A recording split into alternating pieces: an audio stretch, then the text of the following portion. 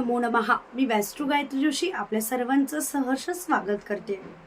आजचा जो विषय आहे तो आहे श्री स्वामी समर्थ महाराजांचा प्रगट दिन. 31 मार्च 2025 ला श्री स्वामी समर्थांचा प्रगट दिन आहे. श्री स्वामी समर्थ म्हणजेच भिवू नकोस, मी तुझ्या पाठीशी आहे असं सदैव सांगत त्यांचा एक हात आपल्या पाठीवर जो असतो ते स्वामीराया. स्वामी समर्थांचे अनुभव हे प्रत्येकानेच घेतलेले असतील. जे स्वामी भक्त आहेत त्यांना आवर्जून स्वामींची ओढ ही लागलेलीच असते.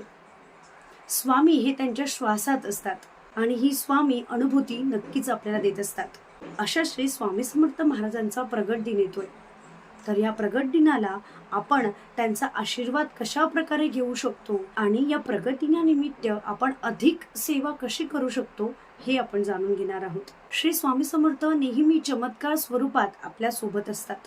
श्री स्वामीरायाला कशाची आशा नाही आहे. येणाऱ्या 31 मार्च 2025 या दिवशीचा आपल्याला फायदा करून घ्यायचा असेल तर महाराजांची सेवा करा, महाराजांचं स्मरण करा. महाराज सदैव तुमच्या सोबत असतात. महाराजांना तुमच्याकडनं काही नको, पण आपल्याला नक्की स्वामींकडनं हवं असतं. मनशांती, सुख, समाधान यासाठी आपण प्रत्येक जण स्वामींकडे जात असतो. तर येणाऱ्या प्रगट दिनाला स्वामी तुम्हाला देणारच आहे, पण थोडी सेवा ही आपल्याला करावीच लागेल. ह्या दिवशी आपण श्री स्वामी चरित्र सारामृत ह्याची आपण कमीत कमी 7 पारायण करायला हवीत. शक्य नसल्यास 1 पारायण तरी ह्या दिवशी आपण करायलाच हवं.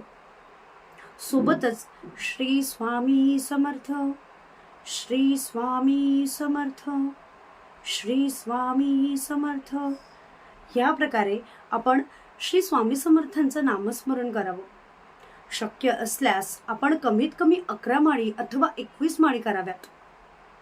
पण हे सुद्धा शक्य नसेल तर 1 माळ तरी या दिवशी आपण करायलाच हवी. जिथे कुठे स्वामींचा मठ असेल तिथे जाऊन आपण स्वामींचे दर्शन घ्यायला हवेत. श्री स्वामी चरित्र सारामृत ह्याचे पारायण सुरू करण्याआधी काही नियम असतात, जसे की ब्रह्मचर्य व्रत पाळलं गेलं पाहिजे.